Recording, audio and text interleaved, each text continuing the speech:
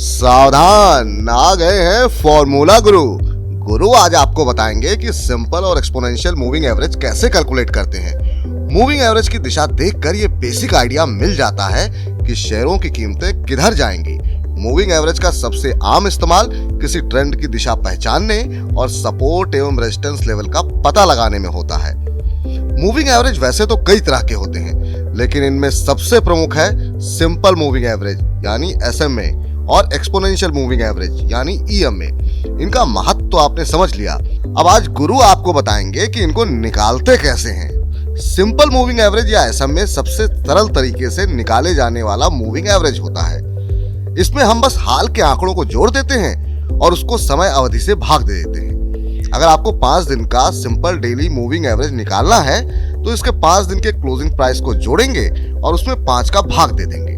उदाहरण के लिए मान लीजिए किसी कंपनी के शेयर की पिछले 5 दिन की बंद कीमत अगर 100 रुपए, 100 रुपए 50 पैसे, 103 रुपए, 104 रुपए 80 पैसे और 108 रुपए 10 पैसे है, तो इसका सिंपल मूविंग एवरेज यानी SMA निकालने के लिए इन सब को जोड़कर कुल संख्या को 5 से भाग कर दें। इसी तरीके से 10, 20, 50 और 200 दिन के मूविंग एवरेज निकाले जा सकते हैं। जितने दिन का एवरेज निकालना है उतने दिन का क्लोजिंग प्राइस लेकर उसे जोड़ लेते हैं और फिर इन दिनों की संख्या से भाग दे देते हैं। दूसरी तरफ एक्सपोनेंशियल मूविंग एवरेज या EMA में हाल के प्राइस पॉइंट को ज्यादा वेटेज दिया जाता है और इससे हाल के डेटा पॉइंट्स के बारे में रिस्पॉन्सिव बनाया जाता है।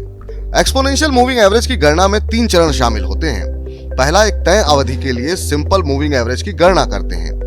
दूसरा, एक्सपोनेंशियल मूविंग एवरेज के मूल्यांकन के लिए मल्टीप्लायर की गणना करते हैं। तीसरे और अंतिम चरण में कीमत, मल्टीप्लायर और पिछली अवधि की EMA वैल्यू का इस्तेमाल करते हुए शुरुआती EMA में सबसे हाल के टाइम पीरियड को लेते हुए मौजूदा EMA की गणना करते हैं।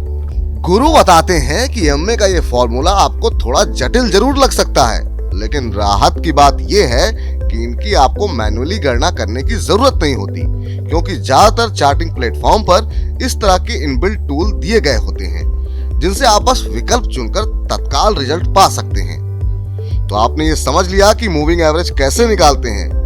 अब आप भी आगे से शेयरों का मूविंग एवरेज देखकर उनकी चाल का अंदाजा लगा सकते हैं।